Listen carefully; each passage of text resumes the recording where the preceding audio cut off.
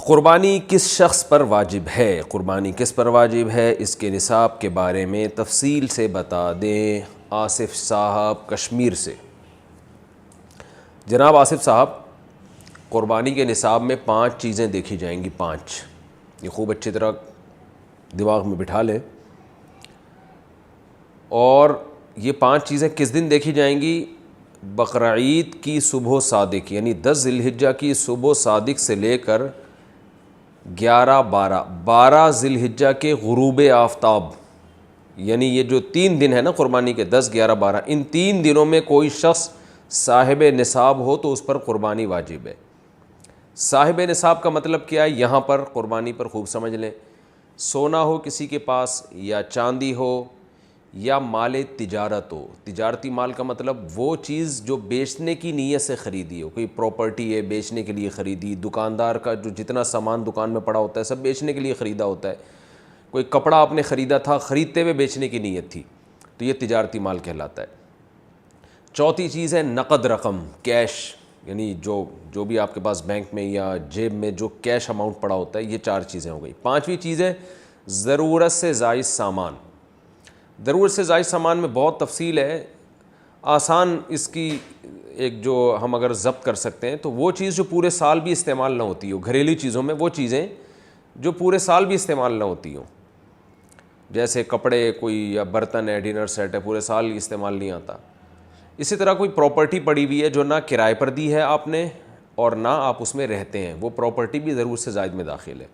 تو یہ جو 5 چیزیں ہیں، کسی کے پاس یہ 5 چیزیں، ان کی جو ویلیو لگائی جائے گی تو ان 5 چیزوں کا مجموعہ اگر 52.5 تولہ چاندی کے برابر ہے، 52.5 تولہ چاندی آج کل 65-70 ہزار کے لگ بھگ ہے، نیٹ پہ سرچ کر لیے گا، تو کسی کے پاس یہ 5 چیزیں، یا 5 میں سے 4 چیزیں، یا 4 میں سے 3 چیزیں، یا 3 میں سے 2 چیزیں، یا کوئی ایک چیز 52.5 تولہ چاندی کے برابر ہے، اور یہ بقرعید کی صبح صادق سے لے کر ذی الحجہ کی 12 تاریخ کی غروب آفتاب سے پہلے تک رہتی ہے اس کے پاس، تو ایسے شخص پر، یعنی بقرعید کی صبح صادق کے وقت اس کے پاس یہ نصاب موجود تھا، اور یہ 13 تاریخ کی ذی الحجہ تک اس کے پاس یہ نصاب موجود رہتا ہے، تو وہ صاحب نصاب کہلائے گا۔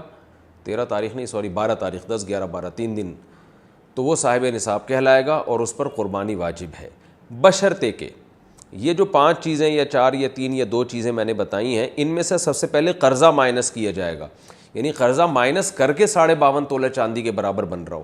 اسی طرح گیس بجلی کا بل جو ان کے اوپر لازم ہے وہ بھی اس میں سے، یا جو مہینے کا راشن آئے گا وہ بھی مائنس کیا جائے گا، جو گھر کا ضروری راشن ہوتا ہے نا وہ بھی مائنس کیا جائے گا۔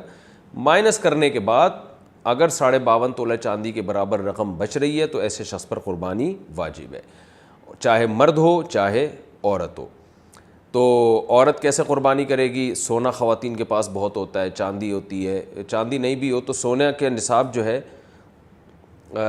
اس کے ساتھ اگر 1 روپیہ بھی ہے تو وہ بھی 52.5 تولہ چاندی کی قیمت دیکھی جائے گی اس میں بھی۔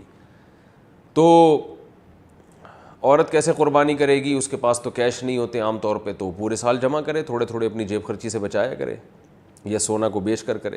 البتہ کسی کے پاس صرف سونا ہی ہے اور یعنی باقی 4 چیزوں میں سے کچھ بھی نہیں، 1 روپیہ بھی نہیں ہے، تو پھر 7.5 تولہ سونا جب تک نہیں ہوگا قربانی واجب نہیں ہوگی۔ یعنی سونے کے ساتھ اگر چاندی ہے یا پیسے ہیں یا تجارتی مال یا ضرورت سے زائد سامان ہے، پھر سونے کی ویلیو دیکھی جائے گی، سونے کو نہیں دیکھا جائے گا۔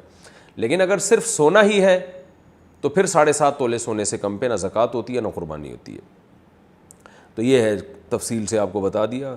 تو آپ چاہیں تو اس میں ایک گائے میں حصہ لے لیں، چاہیں تو بکرا لے لیں، چاہیں تو دمبا لے لیں۔ مرد پر الگ واجب ہے، عورت پر الگ واجب ہے، جو بھی صاحب نصاب ہوتا ہے۔